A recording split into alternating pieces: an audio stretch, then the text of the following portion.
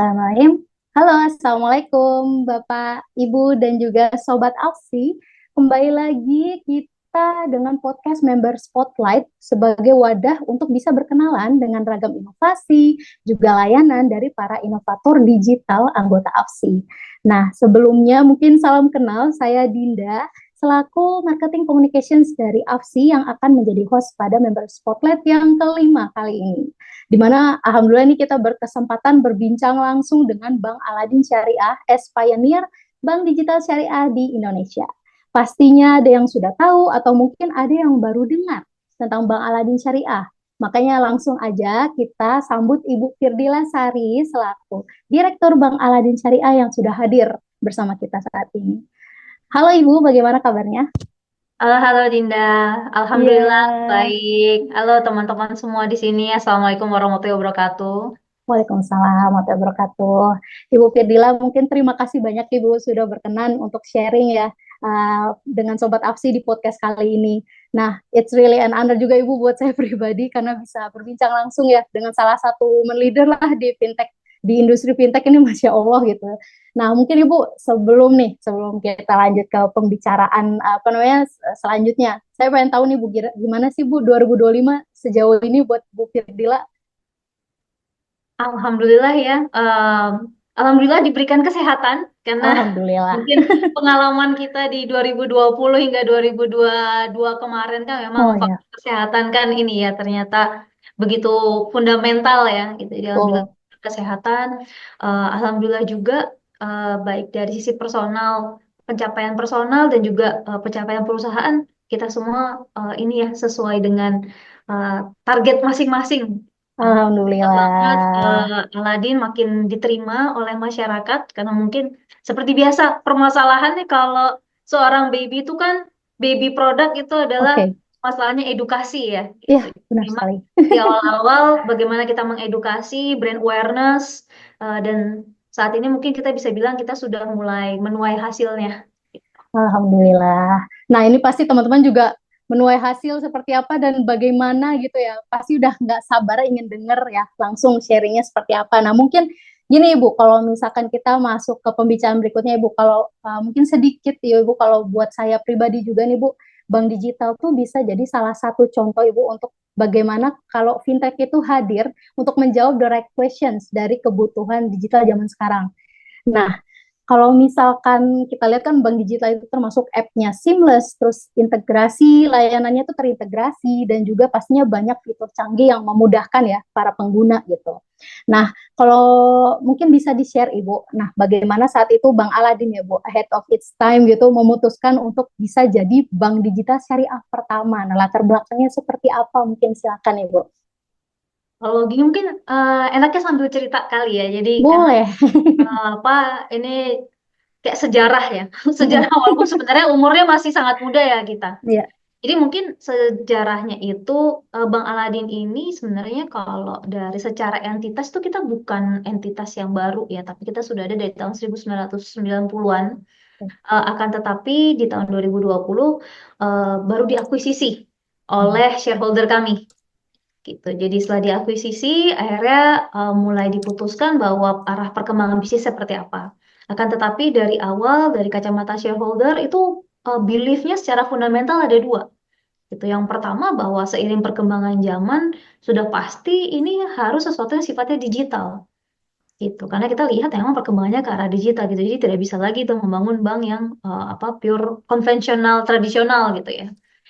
Jadi itu fundamental pertama beliefnya. Dan yang kedua itu adalah dari kacamata investor utama merasa bahwa Indonesia sebagai negara Muslim terbesar di eh, dunia potensinya itu besar banget untuk produk-produk yang sifatnya eh, berbasis ekonomi syariah gitu. Khususnya perbankan syariah ini kan secara spesifik karena ya, industri perbankan syariah gitu. Dan kita juga lihat kan in the past mungkin 5-6 years banyak sekali yang awalnya tuh produk-produk yang kita bilang niche ya. Oh niche untuk misalnya niche untuk hijaber, niche untuk mm, apa syariah produk tapi akhirnya menjadi produk yang diterima oleh semua orang gitu. Tidak ya, hanya apa orang-orang yang beragama Islam gitu. Nah, di kacamata Shadow melihat bahwa yang namanya ekonomi syariah, khususnya juga perbankan syariah, ini adalah sifatnya yang muamalah duniawiyah, gitu kan, Ya, hubungannya transaksi antar manusia gitu. Jadi bukan berdasarkan agama, tapi bagaimana kita menjaga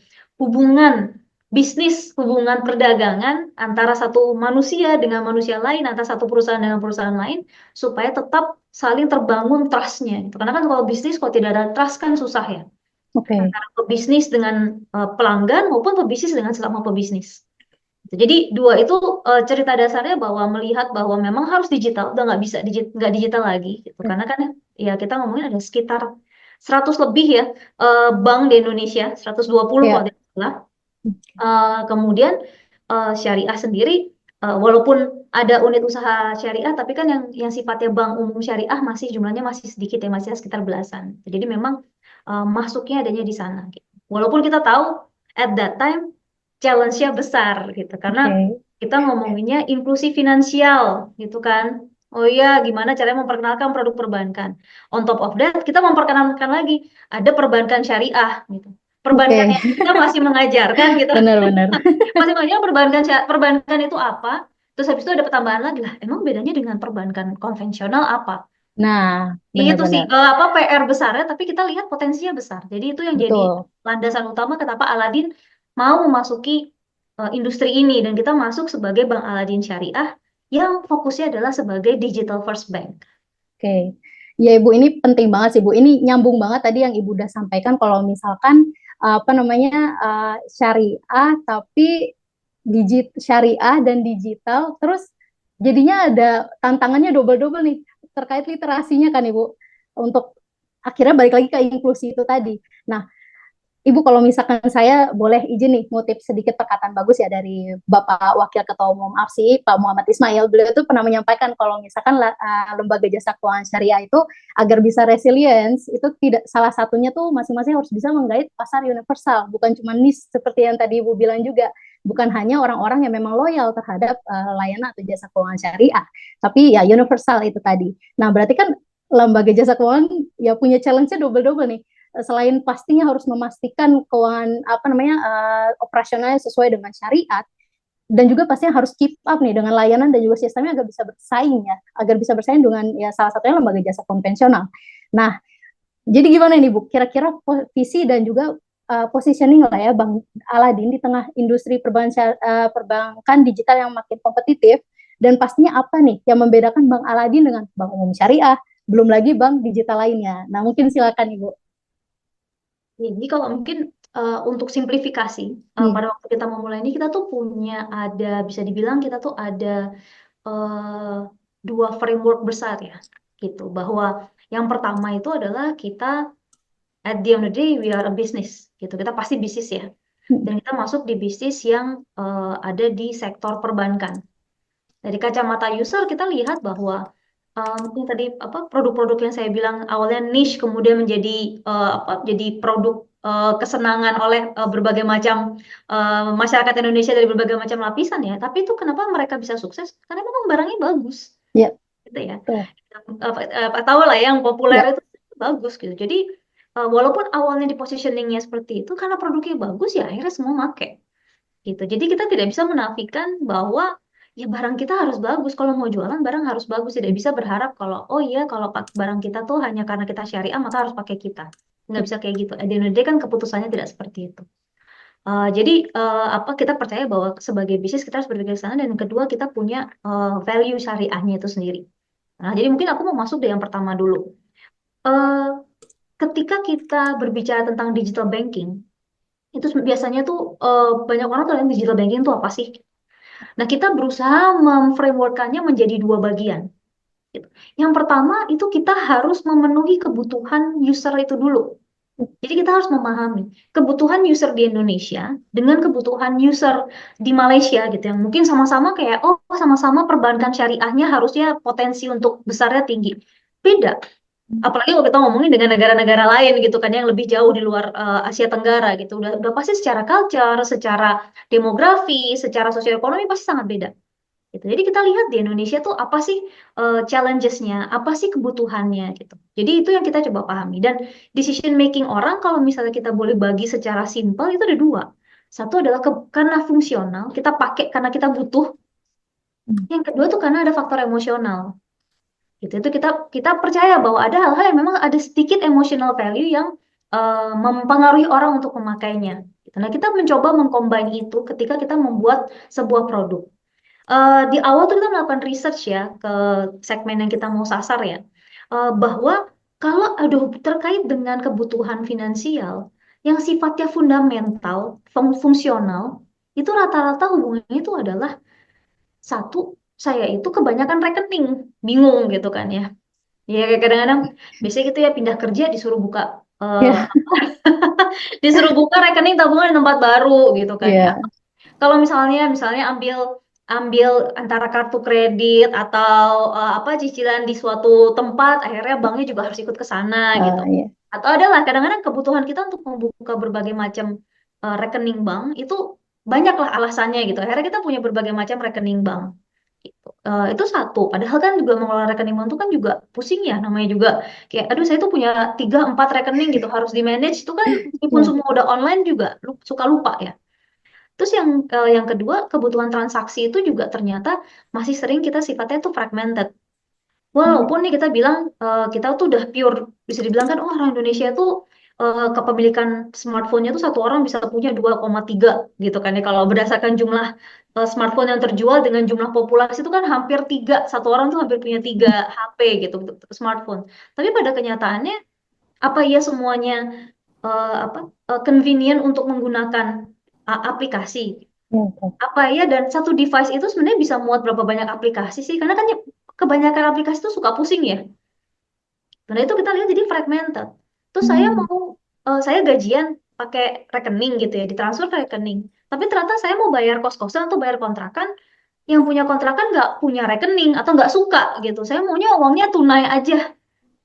Itu kan banyak case-nya ada kayak Ya, gitu. Kita mungkin kalau misalnya dilihat di Jakarta, khususnya yang di daerah yang apa namanya, yang daerah urbannya memang mungkin tuh lebih jarang terjadi. Tapi ketika kita masuk ke second tier, third tier city, apalagi udah masuk ke kabupaten, kebutuhan tunai kan masih tinggi.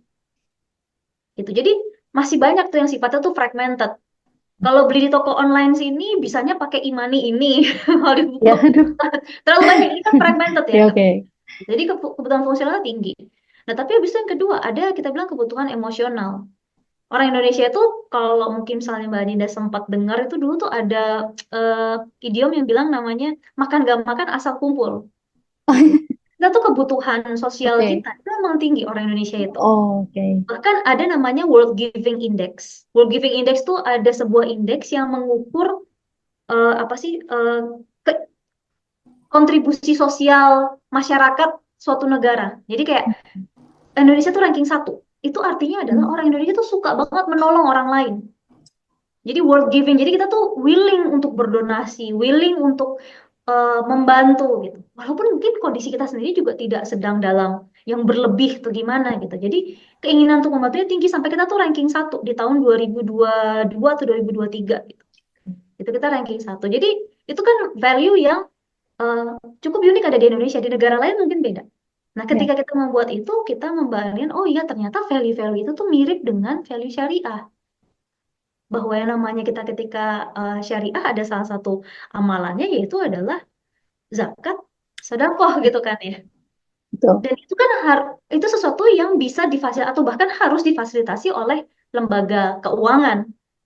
Apapun lembaga keuangannya ya, mau payment, mau bank gitu. Itu kan difasilitasi gitu. Nah, ternyata bank juga bisa loh membantu user untuk menunaikan apa yang secara emosional, secara religi itu fundamental buat mereka.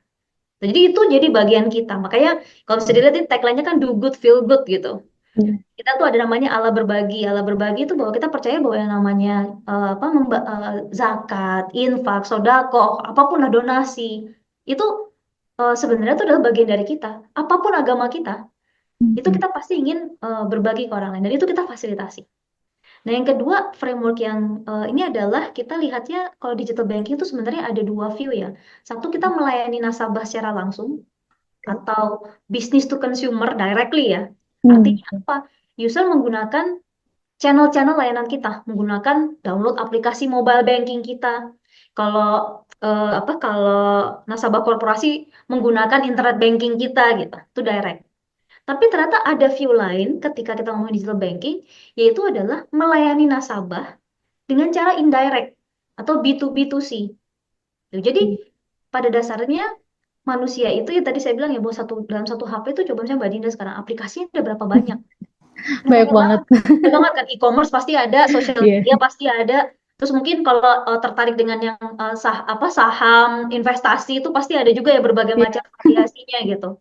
Susah kan, masa harus punya berapa puluh aplikasi di device gitu kan. Hmm. Jadi, nah yang kita buat itu daripada nih Aladin masuk ke dalam jadi memaksa atau meminta Mbak Dina jadi nasabah Aladin dengan cara, ayo download aplikasinya Aladin. Kita tidak mau kayak gitu. Lebih baik kita membuka diri dengan Open API, dengan Banking as a Oh, Service. iya, Jadi iya, ya iya. sudah, dengan apapun aplikasi yang Mbak Dinda punya, ternyata bisa jadi nasabah Aladin. Gitu. Buka rekeningnya dari aplikasi partner, Hmm. melakukan transaksi, melakukan pengelolaan. Biasanya administrasi kan kadang-kadang ada yang kayak lupa PIN lah, Iya, apa betul. ya, saya katakan ada kartu, itu semua hal-hal yang kayak apa jarang terjadi, tapi begitu kejadian kan, aduh pusing ya Iya, iya, iya. ngurusnya. Itu kita bisa fasilitasi Hmm. untuk partner kita, untuk nasabahnya partner kita gitu. Jadi esensinya adalah sebagai bank, kita tidak perlu harus langsung melayani end user directly, ternyata bisa melalui ini dengan kerjasama ini, banking Oke. as a service ini gitu. Jadi nasabah juga nggak pusing harus mengelola begitu banyak aplikasi di dalam device-nya. Gitu. Iya, betul. Itu sih semoga bisa ini ya apa Mbak Dina menjawab tadi pertanyaannya. Iya, iya, iya, Ibu. Mungkin sangat-sangat relate sih Bu, apalagi ini mungkin tadi singgung tentang apa namanya kolaborasi atau integrasi lah ya, integrasi layanan dan lain sebagainya. Yang mana ini lumayan sangat jadi mungkin jadi sesuatu yang identik dengan Bang Aladin yang seperti yang kita tahu mungkin Bang Aladin sudah lumayan hadir bahkan sebelum kita tahu ada bank digital kita udah tahu nama Aladin sebenarnya dari nanti kolaborasinya bakal dibincangkan lebih lanjut nih Bu. Nah, mungkin lanjut nih Bu. Tadi udah sempat bahas juga soal kolaborasi strategis lah ya. Nah, mungkin kalau misalkan kilas balik nih Bu, saya sempat nih daftar apa namanya Aladin juga saya sempat akses juga nih aplikasi Bang Aladin. Saya notice proses eKYC-nya itu dengan salah satu member AFSI juga, Privi.id gitu. Jadi kita sangat senang sih Bu, alhamdulillah apa namanya antar anggota atau ekosistem tuh saling bersinergi seperti itu. Nah, pastinya ada juga kolaborasi lain yang sudah dilakukan oleh Bang Aladin ya untuk bisa resilient sampai sekarang gitu. Nah, kalau misalkan boleh di-share Ibu kira-kira kolaborasi strategis apa aja yang sudah pernah dilakukan dan juga mungkin lesson learn-nya yang bisa apa namanya dipelajarin juga nih sama yang pendengar gitu. Mungkin kalau itu bagi jadi tiga besaran, karena kalau kolaborasi kita kebetulan ada banyak, tapi saya bagi jadi kayak tiga tiga stream lah ya, tiga pilar ya. Gitu. Yang pertama itu sejalan dengan bisnis model kita tadi yang karena kita tahu bahwa meskipun hampir semua warga Indonesia terpegang device, tapi pada kenyataannya adalah transaksi tunai itu masih sangat mendominasi gitu. Jadi ya first and foremost kita tahu kita akhirnya realize bahwa meskipun kita mau jadi digital first bank, unfortunately kita tidak bisa menghindari kebutuhan tunai. Ya, Gitu. Jadi akhirnya, jadi secanggih-canggihnya kita, unfortunately kalau misalnya kita punya uang tunai, masuk store kan nggak bisa ya dimasukin ke dalam HP iya, gitu kan ya, betul unfortunately betul. kan gitu gitu. Iya, Segala macam bisa, mau request kartu bisa dari device, mau ngeblokir kartu bisa dari device, semua troubleshooting semua bisa dari device, tapi unfortunately tarik dan setor tunai kan nggak bisa ya. iya, Gitu. Padahal itu kebutuhan itu masih sangat-sangat fundamental di betul. eh, Indonesia masih. Indonesia. Akhirnya, ya, alhamdulillahnya kita salah satu strategic investor kita yaitu Alpha Group itu membantu kita untuk menjembatani problem tersebut. Gitu. Jadi strategi online to offline kita itu sangat disupport oleh Alpha Group. Jadi Aladin itu tidak punya cabang. Kita punya cabang sih satu di di Sudirman ya. Kita ada satu cabang. Tapi kita tidak punya cabang lagi yang lain. Hmm. Eh, untuk kebutuhan tarik dan setor tunainya, tadi saya bilang harus secara fisik tersedia, kita bekerja sama dengan Alpha Group. Jadi layanan tarik dan setor tunai Aladin itu bisa dinikmati di 23.000 titik uh, Oh, Alpha Group Alfamart, Alfamidi, Lawson, dan Dandan. Oh, oke. Gitu. Jadi ini yang kita lihat sebagai eh, apa ya? Tadi ada problem unik di Indonesia karena kondisi geografis kita dan Ya. apa dan lain-lain yang nggak bisa kalau kalau kita mau masuk ke market ini nggak bisa kita kalau nggak menyediakan. Akhirnya kita menyediakan layanan tersebut. Siapa sih segmen yang akhirnya menikmati ini gitu? Ini Oke. kalau misalnya teman-teman kan ya kalau punya kebutuhan uang tunai segala macam mungkin bisa datang ke cabang gitu. Kenapa? Karena cabangnya mungkin dekat, ya Hmm. kan? Atau eh, masuk cabang kan santai gitu. Kenapa pakai baju kantor, baju kerja terlihat rapi atau Iya, misalnya iya, iya. datang kantor rapi gitu. Dan Ya. ini kita berbicara dengan segmen yang kalau masuk ke dalam ATM aja mungkin masih copot sepatu, copot sandal. Oke. Iya. Terus, oh saya tuh misalnya katakan dagang gitu ya, terkumpul 500.000, 700.000 dalam waktu 3-4 hari. Kalau harus datang ke cabang, harus antri segala macam, mereka sungkan gitu. Ada perasaan males juga karena antrian panjang, sungkan dan malu juga mungkin karena, aduh ini saya nabung segini gitu. Ya. Sedangkan kalau misalnya datang ke Alfa, mungkin mereka udah kenal gitu sama pegawainya, karena emang sehari-hari mereka melakukan transaksi di sana.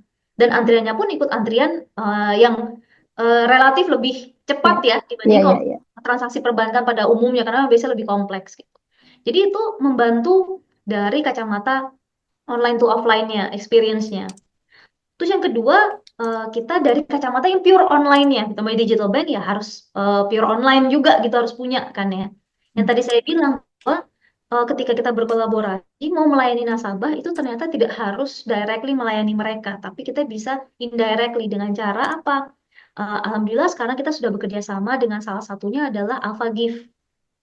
AlphaGift ini adalah aplikasi e-commerce dan juga loyalty milik Alpha gitu. Jadi kalau misalnya eh, apa teman-teman itu mau belanja sesuatu gitu ya kebutuhan bulanan, belanja groceries, sebenarnya bisa tinggal melalui aplikasi Alpha Gift antara nanti dikirim ke rumah atau ke kantor ya, atau udah tinggal pick up di toko terdekat.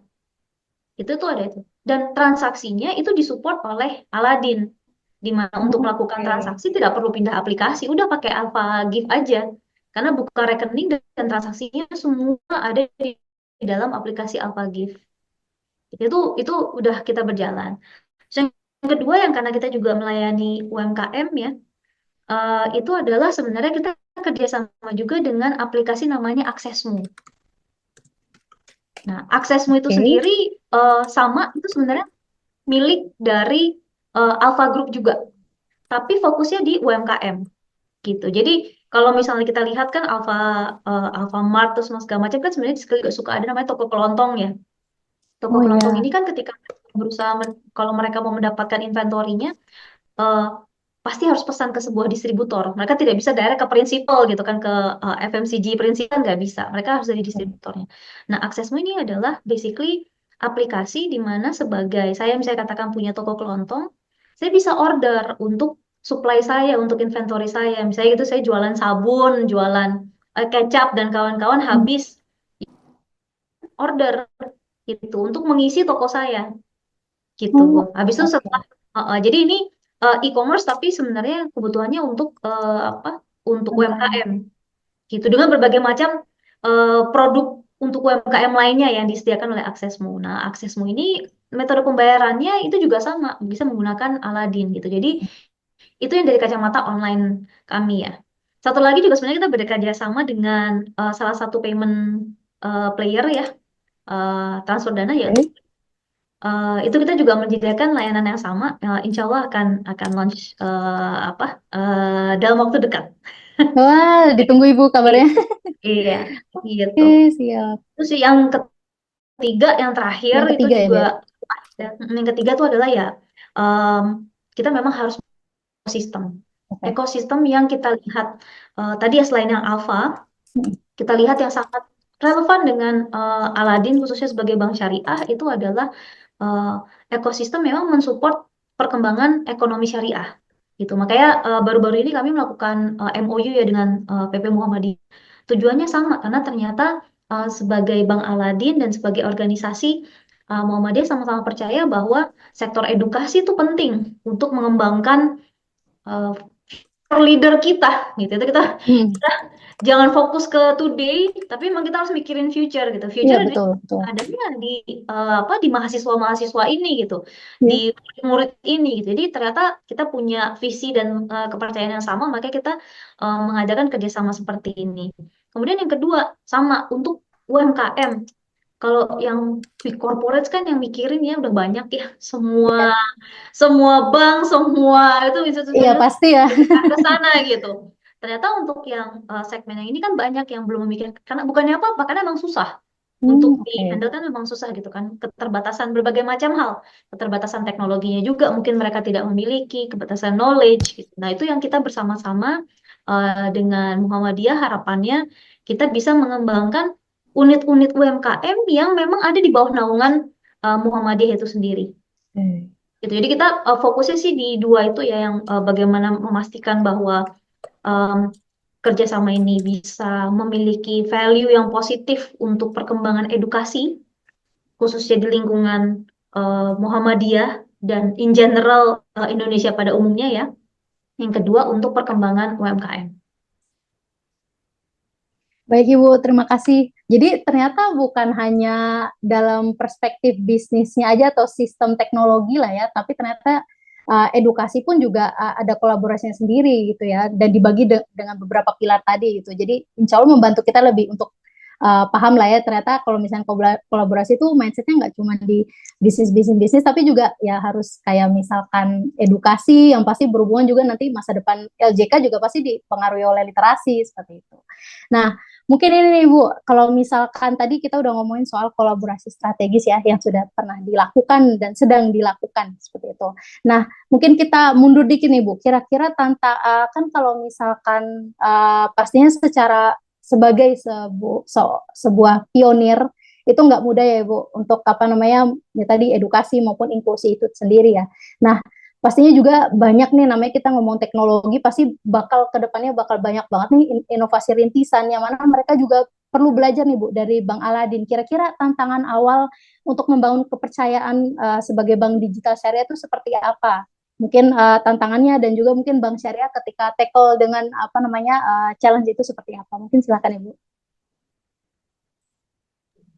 Oke, mungkin kalau saya coba menjawabnya dari apa yang dialami Aladin ya, karena kan Ya, saya tidak bisa berbicara dari apa institusi lain ya, karena mungkin bisa jadi challenge-nya beda gitu. oke. Aladin kan challenge-nya selain tadi perbankan syariah digital, Aladin sendiri juga adalah brand baru. Baru dibangun, baru berdiri di 2022. Kita baru launching di 2022 Oke, awal. oke. Walaupun akuisisi saya di 2020 ya. Jadi kan baru banget, masih baby banget. First and foremost udah pasti. Saya rasa kalau di sektor perbankan, perbankan digital dan perbankan syariah khususnya, pasti isunya adalah Ya, di edukasi gitu. Karena sulit untuk menjelaskan eh, apa sih perbankan itu, apa sih perbankan digital itu, dan apa sih perbankan syariah gitu. Banyak banget yang harus dijelaskan gitu. Dan bagaimana menjelaskannya ketika kita, kalau misalnya kayak gini kan kita ngobrol sama dia enak ya. Oh iya, kita ngobrol, jelaskan. Oh iya, gitu kita bisa menjelaskan. Tapi kan kalau kita mau menggapai 280 juta, ya betul. Oh, gimana, nggak itu mungkin gimana? dengan seperti Ya, ya, ini ya. gitu. Ya, ya, Sedangkan kalau ya. misalnya kita ngomongin advertising, kita ngomongin social media placement, itu semua punya limited apa ya space untuk kita Ya, mengkomunikasikan. betul. Betul, Dan betul. juga attention span-nya manusia in general tuh kan berapa sih, 10 detik, 20 detik orang udah Iya. bosen. Banyak sekali faktornya, Bu. Iya, makanya kan Iya. sekarang istilahnya clickbait, judulnya aja menarik gitu ya. Karena itu memang orang udah lihat judulnya aja udah merasa kayak udah baca the entire Ah, iya. article gitu. Aduh. Gitu. Jadi first and foremost emang apa ada di sana, dan itu tadi kita membahasnya tuh tiga tuh, mengenai perbankan sendiri, perbedaan digital dengan tradisional konvensional, dan perbedaan syariah dengan konvensional bank gitu. Jadi Ya. akhirnya yang pertama kali itu memang banyak banget kalau misalnya dilihat tuh kita bekerja sama dengan berbagai macam institusi maupun juga influencer untuk memperkenalkan apa Oh, sih oke. pengelolaan keuangan tuh seperti apa. Jadi kita mulai benar-benar dari sana. Emang harus dari Ya, basic banget gitu. betul, Dan itu betul. emang effortnya nggak gampang ya, karena ya itu tadi butuh butuh support. Kalau misalnya saya gitu sebagai orang ada yang cerita panjang lebar gitu, mungkin orang oke gitu, ini lagi jualan. Padahal sebenarnya kita lagi menjelaskan Hmm. perbedaannya itu apa gitu. Itu jadi yang sesuatu hal yang kita cukup spend effort di sana ya. Kita juga bekerja sama. Kita melakukan apa sosialisasi sosialisasi juga ke sektor-sektor edukasi gitu. Karena kan yang tadi dibilang ya bahwa kalau sekarang memang yang maunya Gen Z nih yang katanya lagi awal-awal kerja gitu. Tapi Wah, the next 3-5 years Gen Alpha-nya udah mulai masuk ke dalam iya, apa working class ya, ya. masuk ke jadi ya mereka udah harus mengelola keuangan sendiri gitu. Nah, ketika kita memahami itu, salah satu yang akhirnya Aladin lakukan itu adalah kita membuat tabungan Aladin Gen. Oh, oke. Ya, saya Itu sempat tuh, notice tuh.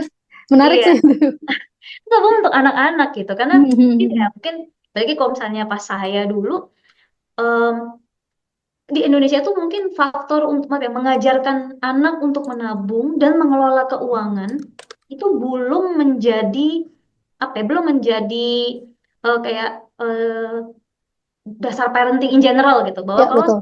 oh ya udah pasti itu kayak oh kita diajarinnya A B C gitu. Kalau sekarang kan fokusnya tuh lebih banyak adalah ya kan norma-norma sosialnya ya, kayak misalnya kayak kebudayaan, misalnya yang kalau orang Jawa ada kebudayaan-kebudayaan tertentu yang harus dijaga, sebagai orang Padang ada kebudayaan-kebudayaan tertentu yang harus dijaga gitu kan ya. Norma-norma sosial ketimuran, sopan santun itu kan diajarin ya. Kalau yang berdasarkan agama kan, oh iya kalau yang Islam sholatnya harus rajin, mulai belajar puasa itu kan diajarkan dari ini ya gitu. Kalau nggak dilatih emang nggak bisa. Sama mengelola keuangan tuh kalau nggak diajarin dari dini nggak bisa. Begitu udah Iya, pegang betul uang, banget. kaget. Berasa enak ya punya uang sendiri, terus tiba-tiba belum nyampe akhir bulan udah habis. Gitu. Karena nggak pernah bisa nabung gitu. Jadi itu, nah itu yang akhirnya kita bikin Aladin Gen. Jadi bisa anak-anak bisa memiliki rekening tabungan, bisa melakukan transaksi kris kartu debit Oh, akan oke. tetapi betul nanti bisa karena kan sekarang anak zaman sekarang gitu ya umur Iya, 12 ya. tahun gitu udah pada pegang Udah canggih device sekali. kan ya. Iya, Udah canggih-canggih, iya, udah punya iya, iya. e-commerce, udah punya berbagai macam e-money juga dan seringnya di sekolah atau mungkin di lingkungan sekitar udah belanjanya pakai kris. Oh, oke. Iya, jadi tuh udah lihat. Jadi kalau udah belanja udah pakai kris, sebenarnya mereka udah bisa. Tapi pakai Oke, selama ini pakai payment. Kalau pakai payment kan oke. jadinya expenses, nggak pernah bisa nabung, ya kan? Oh iya, Kalau oke. pakai e-money kan udah pasti ya belanja kan ya. Hmm. Nggak mungkin kan naruh dompet di e-money untuk Iya. disimpan kan nggak. Nah itu kita bikin seperti itu, tapi fungsi orang tuanya itu tidak kita hilangkan. Karena kita yang namanya anak-anak tuh tanggung jawab orang tua gitu. Mengelola keuangan itu yang tanggung jawab harus orang tua, mau diserahkan ke siapa lagi. Nah, gitu kan. Jadi orang tuanya punya akses untuk monitoring. Jadi bisa Hmm. tahu oh transaksinya apa, terus nah kalau gitu misalnya ternyata HP-nya hilang atau kartunya hilang, orang tuanya bisa langsung melakukan blokir. Oh, Karena oke. karena kan yang biasa sering dikhawatirkan kan itu kalau udah dipegang Hmm. oh nanti kalau misalnya kenapa-kenapa orang tuanya Oh bisa iya. juga gitu kan. Ya namanya juga anak-anak kan ya misalnya HP hilang atau apa, nah orang tuanya ternyata bisa membantu juga. Itu yang apa ya konsep. Jadi ada pendewasaan bahwa mereka bisa menabung sesuai dengan kebutuhan mereka, mau beli PS lah, mau beli apa terserah, mau jajannya apa terserah. Ini konsep apa proses pendewasaannya anak-anak terhadap keuangan. Orang tua tetap tidak melakukan monitoring dan membantu ketika ternyata ada apa-apa. Kan konsepnya begitu ya. Iya. Jangan di micromanage, tapi juga jangan dilepas gitu. Jadi kita coba menerapkan kayak unsur parenting ke dalam aplikasi finansial. Oke, ini menarik sih Bu. Jadi kayak edukasi tapi dalam bentuk produk juga. Jadi sebenarnya Betul, two tones, two birds one stone ya. Iya, betul, iya, betul. iya. Oke, oke. Nah, mungkin iya sih Bu. Emang edukasi tuh apa namanya termasuk ya, ya pasti di awal banget dan tantangannya memang berlapis itu tadi ya Bu. Ketika Ibu udah kupas satu-satu tadi dijelaskan juga, aduh pusing juga ya jadi LJK. Dan pastinya karena memang LJK juga dari OJK kan memang di diarahkan juga ya Bu ya untuk bisa aktif dalam kegiatan edukasi seperti itu. Nah, mungkin ini nih Bu nyambung juga nih, mungkin kita lanjut nih. Kira-kira Bu, kalau misalnya kita bicara soal digital dan juga adopsi masyarakat itu kan ever changing industry ya Bu, kalau kita ngomong fintech ya. Dikasih satu layanan baru, inovasi baru, nanti akan tumbuh lagi nih kebutuhan-kebutuhan baru lagi nih. Jadi kan perlu keep up nih para penyedia jasa keuangan seperti itu. Nah, kira-kira bagaimana sih Bu Bang Aladin untuk mengembangkan teknologi agar bisa tetap relevan nih dengan kebutuhan digital dan nasabahnya gitu? Mungkin kalau kita gini, kalau ngikutin keinginan nasabah gitu ya, nasabah ada 10, jangan-jangan ada 10 keinginan, kalau nggak 15 Iya. keinginan gitu. Jadinya bisa 10 keinginan yang berbeda, 15 keinginan yang berbeda gitu. Padahal kan ya kita juga tahu bahwa ada keinginan yang sangat relevan, ada yang keinginannya oh ya just another one gitu. Nah, having said that, jadi ya mungkin salah satu keunggulannya sebagai institusi atau bank yang baru berdiri itu adalah dari awal tuh kita memang sudah investasi di big data gitu, di Oke. analytics. Sedangkan mungkin kalau misalnya institusi atau lembaga keuangan yang sudah established, problem utamanya itu adalah untuk mengimplementasi big data dan analytics itu biasanya lebih sulit. Kenapa? Karena mungkin sistemnya udah terlanjur banyak, udah Oke. terpisah-pisah. Jadi masih Iya itu. Jadi betul. karena kita mulai dari nol dan dari awal kita sudah investasi untuk bahwa percaya bahwa decision making itu akan sangat bisa relevan kalau ada di super data, itu kita lakukan itu dulu. Jadi setiap proses yang kita lakukan itu kita pasti ada apa data yang kita olah, baik dari Hmm. data kita sendiri maupun saya dari data dari third party ya yang kita dapatkan gitu. Baik itu untuk kepentingan risk, fraud dan kawan-kawan ya Oh, oke. gitu. Nah, having said that, kalau data aja punya tapi terus tidak bisa action kan sama juga bohong. Nah, jadi one of the things yang kita percaya itu adalah dari data yang kita olah, dari insights, dari analisis yang kita dapatkan, itu harus menjadi actionable item. Nah, karena kita metode development kita kan basically kan kita apa ya implementasi sebagaimana layaknya teknologi startup lainnya ya, yaitu sektor teknologi kan kita fokusnya memang eh, kita berusaha agile gitu. Walaupun kita tahu dari kacamata perbankan kan ada hal-hal yang kita juga harus prudent ya. Betul. Implementasi, baik implementasinya maupun dari sisi perizinannya kalau diperlukan perizinan atau pelaporannya ketika dibutuhkan pelaporan gitu. Jadi meskipun dengan ada rambu-rambu itu ya bahwa kita harus apa prudent, prosedur harus sesuai, melakukan regulatory baik itu reporting maupun approval apabila dibutuhkan. Tapi pada waktu fase development kita actionable itemsnya itu bisa dilakukan dengan cepat karena kita sudah menggunakan development cycle yang sifatnya agile gitu. Oke. Jadi itu sudah dari awal kita lakukan. Eh, Setiap apa yang kita insight itu kita lakukan namanya standar. Kalau orang produk tuh pasti namanya gitu ya. Kita punya 10 hal yang pengen kita lakukan, resource kita cuma ada dua, ya udah kita harus melakukan prioritization. Betul. Nah, prioritization-nya based on apa? Of course berdasarkan value to business. Jadi size effort kita gitu kayak ROI lah ya. Oh, untuk mengerjakan ini Ya. ternyata membutuhkan effort sebesar ini atau biaya sebesar ini. Value to bisnisnya apa? Oh, value to bisnis adalah revenue. Oh, value to bisnisnya apa? Nah, Hmm. ketika kita udah mendapatkan perhitungan ROI, baru kita decide kita mana yang mau dikerjakan.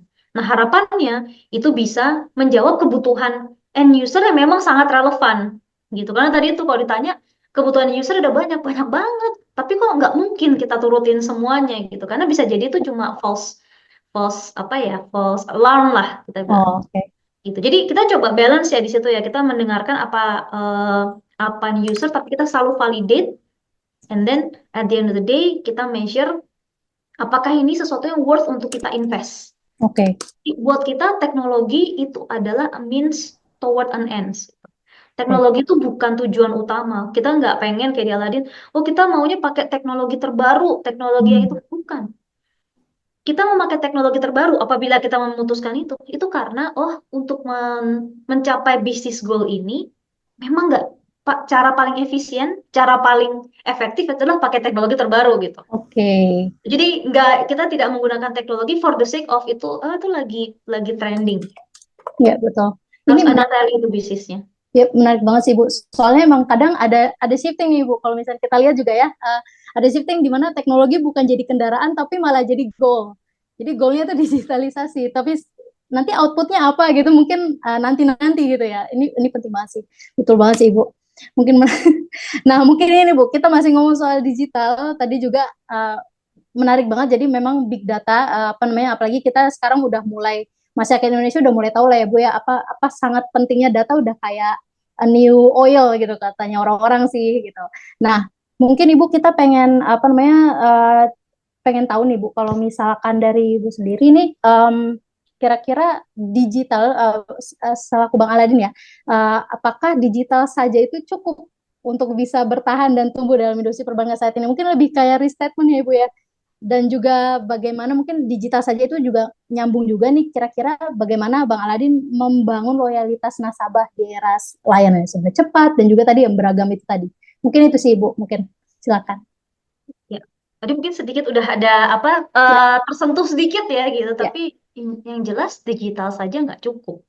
Digital itu adalah cara kita untuk menjawab kebutuhan nasabah, cara kita untuk mencapai target bisnis. Jadi berarti kan kita bisnis di sini ya. We're not a Ya, charity organization, ya we're betul.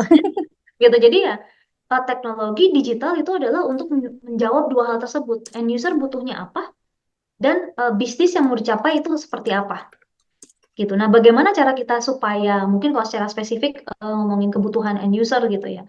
Balik lagi gitu, kita harus understand segmen yang kita sasar tuh siapa gitu. Oke. Jadi yang seringnya mungkin karena pengalaman saya dari sebelum-sebelumnya itu ya, seringnya itu adalah kita tuh sulit mendefinisikan end user kita karena kita pengen semua jadi end user kita Oh gitu. ya. Jadi eh, gimana mendefinisikan? Karena end user yang mau dicapai banyak, Hmm, iya semuanya betul. banyak. Apalagi Indonesia kan besar gitu. Yang sering dilupakan tuh adalah karena Indonesia tuh besar dan sangat rich, ternyata secara demografi, sosial ekonomi, culture itu beda banget gitu. Kalau kita ngomongin orang yang di Jakarta, terus kita bandingin sama yang di second tier, third tier city, itu sudah sangat beda kebutuhannya. Value yang mereka itu juga beda. Nah, itu kan harus mendefinisikan seperti apa. Walaupun kita ngomong ini digital ya.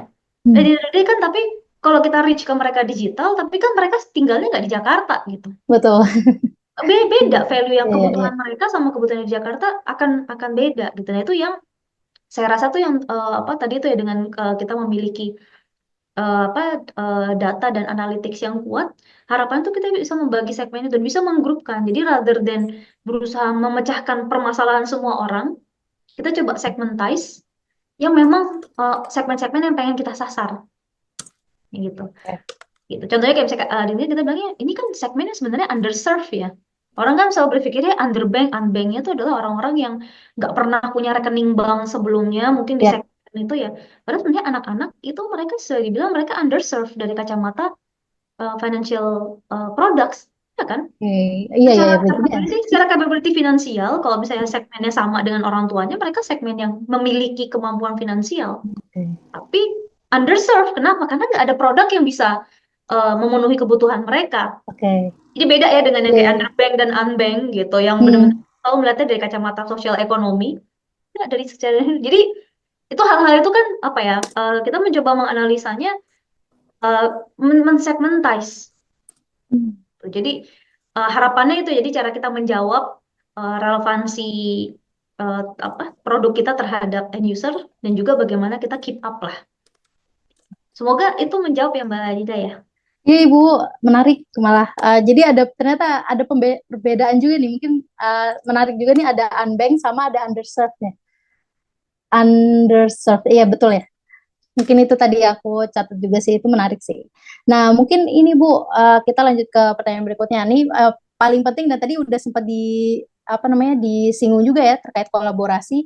Nah, kira-kira kita pengen tahu nih Bu, dari Bang Aladin sendiri, kira-kira inisiatif literasi keuangan syariah yang sudah dan sedang dijalankan tuh apa aja, terutama tadi yang menarik teman-teman yang masih muda nih, dengan berbagai macam apa namanya dinamikanya mereka ya gitu. Mungkin silakan Ibu.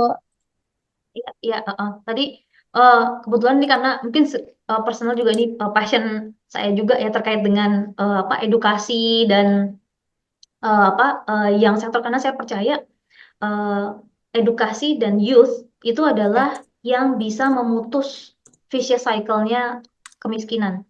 Cuma dua itu doang aja. Kalau misalnya kita tidak membantu di area edukasi, ya sudah vicious cycle of poverty akan berputar terus. Yang bisa nge-break cycle itu cuma apa? Cuma pendidikan. Dan siapa yang dididik? Yang jelas bukan orang seumur saya gitu kan ya. It's too late ya. Katanya sih emang nggak ada yang telat ya. Ya, apa namanya statistically speaking ya pasti paling relevan yang disasar adalah yang youth gitu. SMP, SMA, kuliah gitu. Jadi itu yang menjadi segmen yang kita coba serve banget. Baik dari produk kita tadi ya contohnya seperti Aladdin Gen. Kedua juga dari effort-effort kita yang sifatnya ini ya kerjasama di sektor edukasi. Ya, tadi contohnya Oke. Muhammadiyah. Kita coba pengen masuk nih. Bagaimana sih caranya uh, supaya kan kalau bisa dibilang kan Aladin ini bergerak di sektor yang sedang trending ya. Trending dalam Ya. artian roles-roles yang ada di pegawai-pegawai Aladin saat ini adalah roles-roles yang memang mungkin in the past 10 years itu lagi rising gitu kan. Contoh apa? Oke. Product manager, software engineer, digital marketing, UI UX designer. Ini kan role-role yang baru 10 tahun terakhir ini yang jadi booming gitu. Yap. Kalau role yang seperti kayak accountant segala macam itu kan role yang udah kayak ratusan tahun mungkin udah ada. Ya. Ini kan yang trending role data scientist itu kan role yang baru-baru ini apa muncul ya, cyber security dan kawan-kawan. Nah itu kita coba share ke teman-teman kuliah gitu yang sedang kuliah khususnya yang di tingkat-tingkat akhir supaya kebayang gitu. Karena terus terang dulu waktu saya kuliah masuk pertama apa masuk kerja itu langsung wah ternyata kerja begini ya gitu kan beda ya dengan Ya. apa bayangan saya ketika kuliah gitu. Nah harapannya di sini tuh kita bisa menjelaskan bahwa oh ya dunia setelah kuliah dunia kerja tuh seperti apa sih gitu. Karena dulu kalau dari kecil tuh biasanya kan asosiasi pekerjaan tuh selalu yang ada seragamnya kan. Pengen jadi dokter, pengen jadi polisi, pengen jadi tentara. Karena apa selalu Iya, ada iya, seragam? iya, Karena buat anak kecil kan gampang ya menggambarkan besar mau jadi betul. apa tuh ada seragam gitu. Tapi Iya, kan pekerjaan kayak saya, kayak mungkin Mbak Dinda tuh kan gak ada seragamnya gitu. Gimana iya, kita jadi seorang produk tuh gimana? Menjelaskan ke sesama teman aja kadang-kadang susah ya. iya. Nah, itu yang coba kita masuk dari sana ya. Jadi kita kerjasama dengan kayak seperti Muhammadiyah dan kawan-kawan. Kita juga CSR effort kita itu dengan salah satu yayasan apa yang bergerak di bidang edukasi kemahasiswaan untuk beasiswa kemahasiswaan Yayasan Karya Salemba 4 itu kita fokusnya ke sana gitu. Jadi memang kita percaya bahwa edukasi ini yang future-nya Indonesia tuh ada di edukasi Iya, betul gitu. banget. Jadi kita fokusnya ke sana. Literasi keuangan kita pasti sharing, leadership karena kan ya namanya setelah lulus kuliah masuk ke dunia kerja, leadership itu kan penting ya. Iya, Problem solving, kita bisa pintar, bisa canggih banget di bidang knowledge kita masing-masing, tapi kalau ketika kerja kan ilmu yang paling sering dipakai itu adalah problem solving. iya, betul banget. Ya kan, interpersonal skill, communication skill gitu. Yang sayangnya di kuliah memang itu belum jadi mata kuliah, belum jadi yang utama gitu Iya, kan. iya, iya. Biasanya anak-anak apa mahasiswa harus cari lagi di luar gitu supaya Betul. bisa mendapatkan that kind of skill set. Nah, itu dari Aladin kita coba provide itu. Jadi kita Hmm. sangat open untuk bekerja sama dengan berbagai macam institusi pendidikan ya, di mana kita rasa ya alhamdulillah teman-teman di Aladin punya skill set dan sama-sama apa ya sama-sama senang sharing gitu kan. Oke. Satu-satunya barang yang kalau dibagi tuh makin bertambah itu kan katanya ilmu ya. Wow, Semakin iya. kita sharing ilmu tuh ilmu kita makin nambah gitu kan nggak habis ya. Jadi alhamdulillahnya teman-teman di Aladin tuh juga senang banget sharing. Jadi kita very open kalau misalnya memang ada apa kebutuhan untuk apa ya kita untuk sharing sebenarnya future bekerja tuh seperti apa sih ke teman-teman mahasiswa. Oke, ini menarik banget sih, Bu. Soalnya lumayan align sama AFSI juga kan ada AFSI Academy Partner tuh Ibu. Kan kita Asik. kerjasama sama ya, Aladin juga udah berkali-kali ya Ibu ya, udah support apa namanya berbagai macam acara edukasi kita juga gitu sama kampus-kampus. Jadi insya Allah bisa terus berlanjut ya apa namanya sharing bareng gitu literasi dengan teman-teman muda gitu. Nah mungkin Ibu tadi soal literasi. Nah sekarang nih Ibu kan kita tahu apa Bang Aladin tuh sudah IPO ya Ibu. Mungkin di beberapa pendengar kita ini ada dari anggota APSI yang mungkin pelaku fintech yang memang berharap untuk bisa ke sana juga. Nah, mungkin bisa di-share Ibu ketika proses IPO-nya itu mungkin tantangan dan peluangnya Ibu secara lumayan singkat mungkin seperti apa? Silakan Ibu. Ya, untuk proses ABO sendiri ya tantangan terbesarnya ya selain yang namanya proses administrasi kan karena itu suatu proses yang harus dijalankan berbulan-bulan ya, bukan proses yang instan. Dipersiapkan ke sana udah pasti administrasi, legalitas dan kawan-kawan tuh khususnya kalau misalnya yang apa institusi yang masih baru itu memang very challenging gitu yang harus kita fulfill itu belum lagi kan misalnya apa institusi tersebut belum pernah diaudit oleh auditor yang mungkin skalanya apa itu really depends kan kita mau diposisikan sebagai emiten di skala seperti apa gitu jadi itu suatu Oke. hal yang harus dikonsider juga ketika menentukan kapan mau IPO versus kesiapan organisasi dan kesiapan legalitas dokumentasi di masing-masing perusahaan. Jadi waktu itu satu hal. Yang kedua, kebetulan juga karena Aladin itu sendiri juga karena perbankan. Jadi untuk menjalankan proses IPO itu sendiri itu kita juga berkoordinasi dengan regulator yang jumlahnya juga banyak gitu. Oke. Jadi tidak hanya dari bursanya itu sendiri, tapi juga dari pasar modal juga termasuk juga salah satunya adalah pengawas kita, gitu kan? Karena kan harus atas persetujuan mereka juga, gitu. Jadi Iya. suatu hal yang apa ya, memang kita harus siapkan dan memang butuh waktu, gitu. Jadi harus dialokasikan eh, apa ya, nafas dan timnya untuk ke sana, gitu. Dengan Iya. area yang harus dihandle masing-masing. Karena tadi regulator yang harus dihadapi memang ada banyak.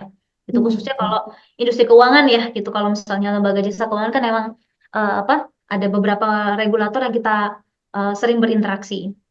Gitu. Kalau dari kacamata bisnis sendiri sih terus terang mungkin waktu itu kita menghadapinya timingnya lumayan unik ya. Jadi Oke. pada waktu kita melakukan IPO itu di tengah COVID di 2021. Jadi itu baru setahun kita, kurang lebih setahun kita apa sih namanya, apa sih shutdown, apa sih namanya waktu itu, lupa. Yang kita ditutup di Indonesia kan waktu itu kan Maret 2020 ya kita Oh, ditutup. aduh saya juga jadi Lockdown, lupa. lockdown, maaf. Oh iya ya, lockdown. Lockdown, Iya. setahun kemudian itu kita melakukan apa, IPO. Jadi di situ juga challengingnya itu adalah yaitu kita melakukan itu semua di tengah semua institusi counterpart kita, regulator dan kawan-kawan juga mereka lagi position apa sih, gimana sih Beradaptasi cara juga ya, kerja, Bu? ya beradaptasi gimana cara kerja di masa pandemi gitu. Jadi Iya, iya, lumayan iya. lumayan inilah, lumayan challenging gitu. Nah, Oke, di oke. bisnis juga pada waktu itu kan juga apa, orang juga masih wait and see, tapi alhamdulillahnya ada time memang antisipasi atau excitement ya, antusiasme, antusiasme investor terhadap digital bank tuh lagi tinggi-tingginya. Oke. Jadi at the time itu memang kalau misalnya diingat-ingat waktu itu kan memang lagi riding on apa, digital bank wave ya. Gitu. Oke. Udah beberapa bank yang memposisikan diri sebagai digital bank itu melakukan IPO gitu atau sudah TBK Oke. sebelumnya gitu. Jadi secara bisnis jadi mungkin hal yang kita cukup terbantu itu adalah kita bukan orang yang pertama banget untuk menjadi digital bank yang menjadi perusahaan TBK. Ya, Oke. jadi menjelaskan kepada investornya sedikit lebih mudah lah gitu. Karena kan kalau tidak sama kayak kita menjelaskan ke end user ya, Iya, apa sih perubahannya gitu. lagi Jadi, ada time. iya, ada Oke. tahapannya gitu. Jadi alhamdulillahnya sih ada time kita tidak perlu menjelaskan perbankan digital itu apaan. Karena investor ya, kita ngomonginnya kan investor. Iya. Jumlah investor kan di Indonesia juga nggak banyak ya yang publik, sorry, yang retail dan Hmm, apalagi kalau misalnya yang korporasi kan ya ya. itu nggak banyak. Jadi kita menjelaskannya kan, perbankan mereka sudah sangat familiar dengan sektor perbankan.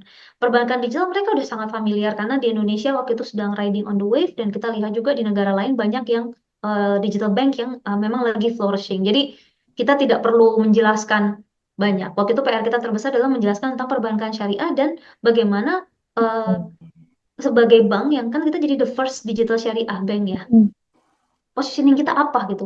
Apa yang membuat kita berbeda? Iya, itu pasti. Gitu. Betul, karena sama. Jadi kan misalnya saya sebagai investor, saya lagi pilih sahamnya Aladin atau saham bank lain, bank digital lain yang konvensional, gitu kan. Kenapa harus memilih Aladin gitu? Nah, apa tesis kita waktu itu memang pada waktu launching itu adalah persis yang tadi saya bilang bahwa offline to online harus kita settle, kolaborasi dengan online kayak AlphaGift, Iya, Aksesmu betul. itu harus berjalan, dan yang ketiga dengan Muhammadiyah dan kawan-kawan itu juga harus berjalan. Dan alhamdulillahnya ya sekarang banyak yang sudah terrealisir gitu kan ya dengan kerja keras dari teman-teman di Aladin itu sendiri. Oke, Ibu. Thank you banget buat sharingnya, Ibu. Nah, mungkin ini kita lanjut ke tadi udah sempat singgung juga soal COVID nih. Tapi kan ini sekarang kita masuk new phase ya Ibu. Kalau misalnya kita tuh sekarang kondisi geopolitiknya juga lumayan challenging yang ngaruh juga nih ke pasar Indonesia gitu ya.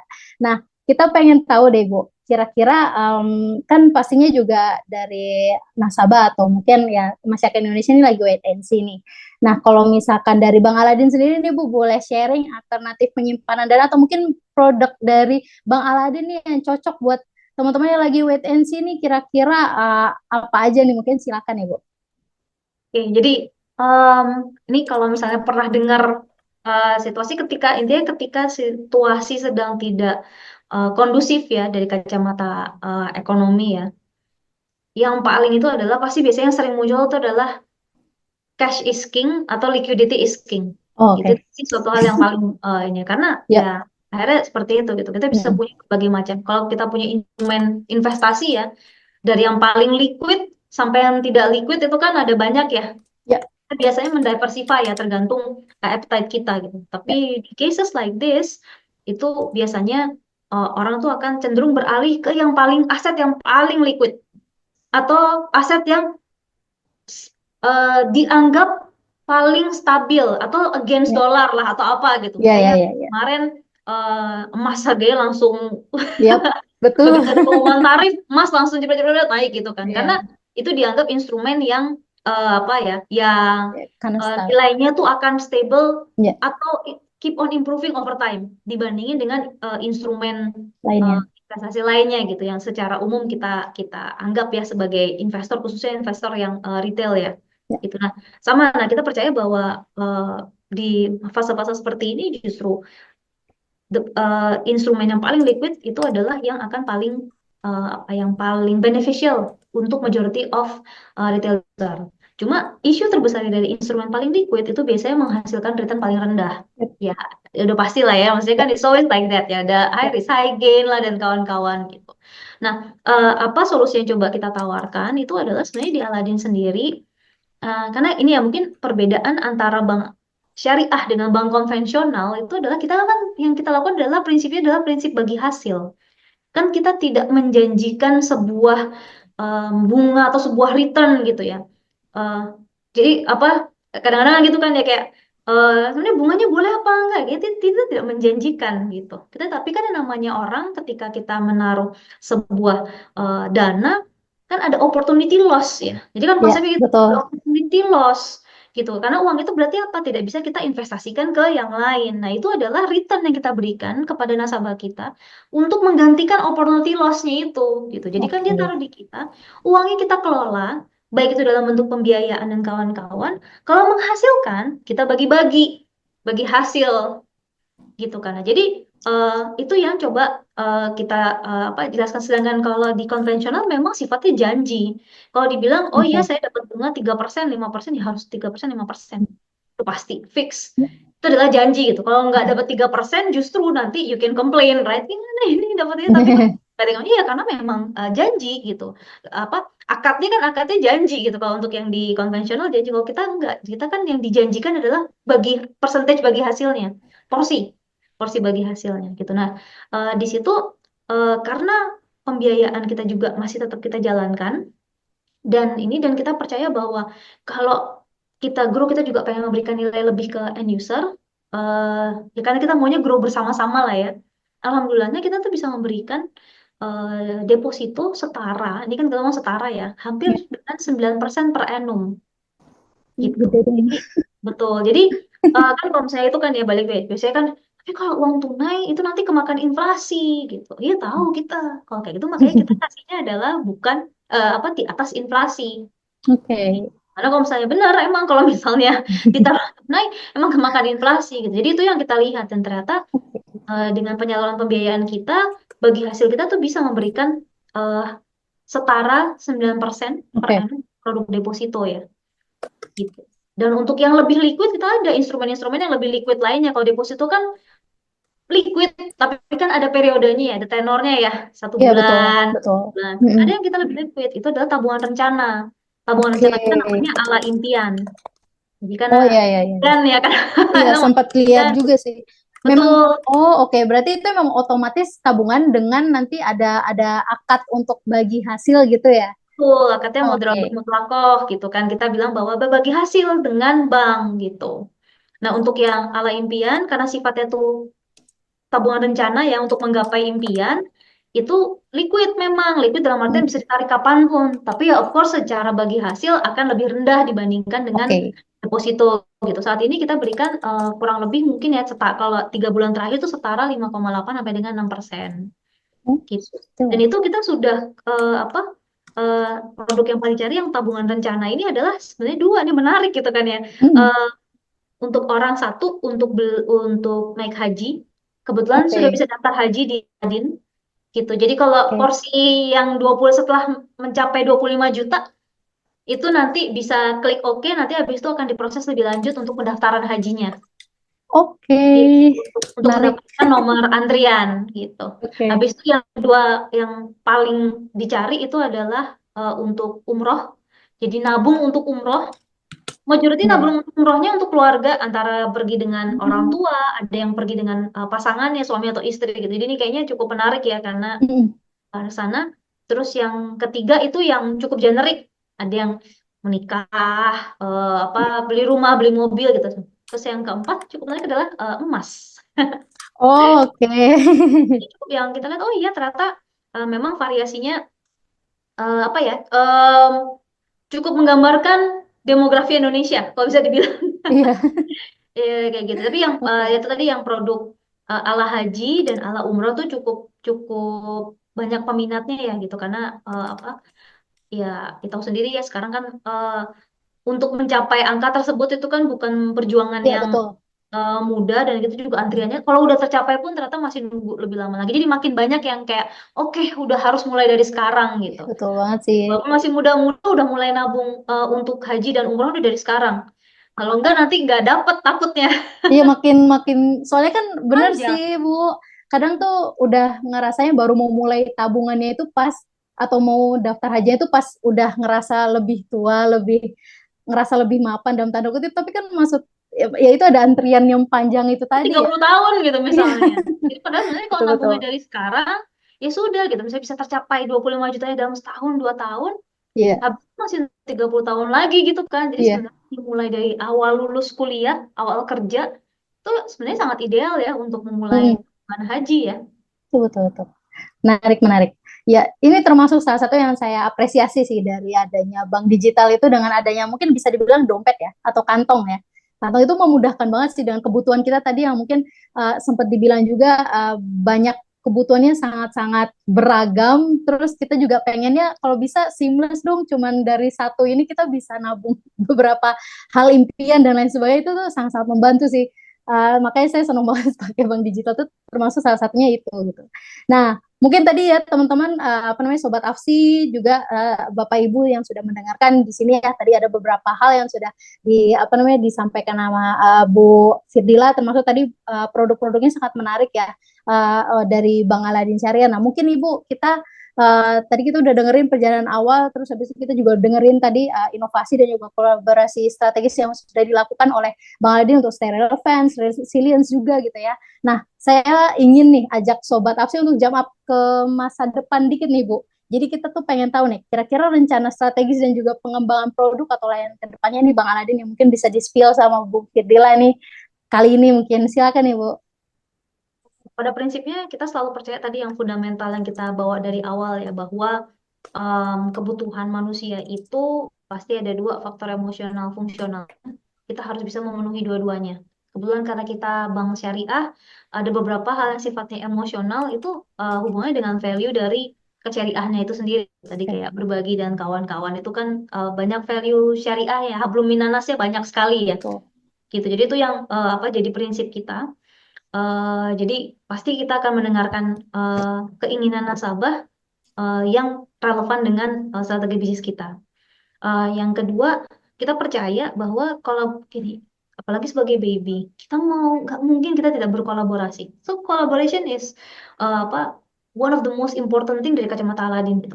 Mungkin aku nggak tahu mungkin teman-teman kayak udah bosan dengan kolaborasi gitu. Tapi fact that matters ini it really is important karena Iya, sebagai Aladin, kalau kita tidak punya kolaborasi, contoh, kita tidak punya kolaborasi dengan Alpha, kita tidak punya kolaborasi tadi dengan berbagai macam online player kita, tidak punya kolaborasi dengan partner-partner kita yang lain, nggak bisa. Gimana kita bisa jualan gitu? Indonesia tuh begitu luas, begitu besar, eh pie-nya begitu besar, Aladin tuh tidak khawatir untuk rebutan pie, karena pie-nya besar. Barang-barang aja yuk kita grow iya. gitu. Perbankan syariah juga masih sangat kecil kok gitu. Jadi waktu ditanya sama OJK pun dia bilang kita enggak. Ini sih saya justru berharapnya Aladin bersama-sama dengan player lain, baik itu sesama perbankan syariah ya, sesama bank syariah maupun dengan player syariah di LJK lainnya gitu, apa fintech player atau apa atau ekosistem yang bukan keuangan ya bareng-bareng untuk ngegedein gitu karena nggak bisa mau membesarkan industri itu nggak bisa sendirian gitu. Jadi kita fokusnya di sana. Ke depannya akan seperti apa, ya kita akan mendengarkan dari ini gitu. Contoh ketemu dengan Muhammadiyah karena fokusnya memang sejalan di area edukasi, ya kita memang akan lebih genjot ke area bagaimana serving uh, di education sektornya. Bagaimana mengembangkan UMKM-nya. Karena kebetulan sejalan ya, alhamdulillah sejalan, tinggal nanti implementasinya misalnya dengan Muhammadiyah dengan tadi dengan aksesmu gitu kan, mungkin Ya, sama-sama UMKM tapi stylenya akan beda. yep. Nah, UMKM yang ada di aksesmu dan UMKM yang ada di Muhammadiyah akan memiliki model yang berbeda. Hmm. Nah, Aladin sebagai fasilitator, kita kan fasilitator ya. Kita harusnya fasilitator itu pasti akan mengakomodir itu. Jadi kita strateginya seperti itu. We listen to our customers, definitely we listen to our partner, karena ya tanpa mereka kita tidak bisa grow. Dan at the end of the day, kita pasti akan melakukan investasi pengembangan produk yang memang make sense sesuai dengan strategi atau goal yang ingin kita capai. Oke, thank you Ibu. Nah, mungkin masih lanjut nih Bu. Kira-kira harapan Bang Aladin Ibu buat masa depan industri fintech syariah seperti apa mungkin Ibu? Oke, jadi mungkin apa ya, kalau saya boleh bilang itu karena perbankan syariah itu masih kecil, industri keuangan syariah itu juga masih kecil, industri ekonomi syariah itu juga potensinya masih besar gitu. Jadi maksudnya kalau kita lihat perbankan syariah itu kan sebenarnya subset ya. Ya. Padahal kalau ekonomi syariah kan luas ya, ekonomi Iya. syariah, habis itu industri keuangan syariah, baru ada industri perbankan syariah gitu. Jadi kan Bang Aladin tuh di bawahnya lagi gitu kan.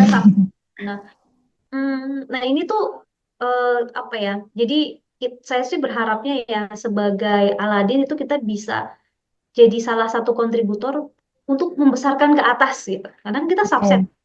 kita Ya. subset. Kalau misalnya kita tidak dapat support dari atas juga susah. Oke. Gitu. Kalau misalnya kita bekerja sendiri pasti berat. Bagaimana caranya supaya semua pelaku ekonomi yang ada di seluruh ekonomi syariah ini tuh bisa saling kolaboratif gitu. Gimana caranya itu supaya kita bisa, oh ya kalau misalnya memang spirit kita adalah kita percaya ekonomi syariah itu untuk kemaslahatan masyarakat ya, ini bukan untuk kepentingan hanya untuk orang Islam. Kita percaya bahwa ke ekonomi syariah itu baik untuk negara Indonesia, ya berarti ayo kita bareng-bareng gitu. Karena ini kan sesuatu yang sifatnya inklusif ya, Ya, keuangan syariah betul. itu bukan yang sifatnya eksklusif gitu. It's Ya. actually inklusif. Nah, mungkin message ini yang saya harapkan itu bisa tersebar ke banyak orang gitu. Jadi bukan orang tuh kayak takut, "Ah, ntar kalau masuk apa memakai produk syariah apakah harus A B C D E F G gitu." Itu yang eh, jangan sampai itu jadi barrier untuk Oke. apa orang menggunakan produk kita, apapun produk kita ya, mau bank, mau asuransi, mau apapun lah Ya. gitu. Jadi jangan jangan jadi takut dulu gitu Hmm. karena kesannya jadi ada syarat-syarat sebelum bisa menikmati produknya gitu. Iya. Jadi harapannya sih dan edukasi itu balik lagi tidak bisa dilakukan sendirian. Sebagai single entity kita ngerjain sendiri. Nanti entity siapa ngerjain sendiri. Iya, betul. Itu susah ya, biayanya akan Ya, mahal. betul banget Tapi Ibu. kalau kita bareng-bareng harusnya impact-nya lebih besar. Jadi I think Ya. collaboration itu really important khususnya kalau kita emang punya sama-sama nih ya, kita punya spirit untuk ngegedein ekonomi syariah as a whole. Ya, ya. Makasih banyak banget Ibu, itu benar-benar apa ya, kayak lumayan align juga nih Bu sama AFSI. Kita pengen banget nih yang ada di ekosistem ini nih benar-benar bersinergi, karena emang bener kayak kalau misalnya sendiri-sendiri udah effort gede, mungkin outputnya nggak akan sebesar ketika berkolaborasi gitu kan. Apalagi Indonesia, ya Ibu juga udah bilang banyak sekali faktornya, banyak sekali problematik atau dinamikanya, dan juga luas sekali gitu ya. Jadi benar-benar penting banget sih untuk perspektif itu tadi, bahwa ekonomi syariah atau keuangan syariah juga itu sesuatu yang inklusif sebenarnya, universal gitu ya, dan bisa membawa kemaslahatan buat semua orang sebenarnya. Oke Ibu, nah ini kita udah di penghujung podcast ini Ibu, terima kasih banyak. Jadi mungkin kita pengen nih Bu, apa namanya, misalkan nih Sobat AFSI atau mungkin para anggota AFSI yang sedang mendengarkan saat ini, kalau misalkan pengen cari tahu lebih lanjut nih soal Bang Aladin Syariah, harus mengunjungi kemana? Mungkin ada website atau channel media, sosial media tersendiri, dan misalkan kita pengen, apa namanya, sesama anggota AFSI pengen ngajak kolaborasi nih, mungkin seperti apa ya Ibu? Mungkin silakan. Oke, kalau untuk in general, teman-teman semua bisa mengetahui berbagai macam layanan Aladin maupun juga Aladin sebagai institusi. itu ada di website Bank Aladin. Jadi www.bankaladin.com. Jadi itu everything about Bank Aladin di sana, baik sebagai penyedia layanan keuangan maupun sebagai perusahaan ya. Tuh. Kemudian kalau untuk yang sifatnya end user ingin tahu sebenarnya bagaimana sih mengoptimalkan produk dan layanan Aladin? Apa sih biasa ya pasti promo terkininya Aladin itu Iya. apa? Itu bisa mengunjungi Instagram kita dan TikTok kita yaitu aladinbank.id.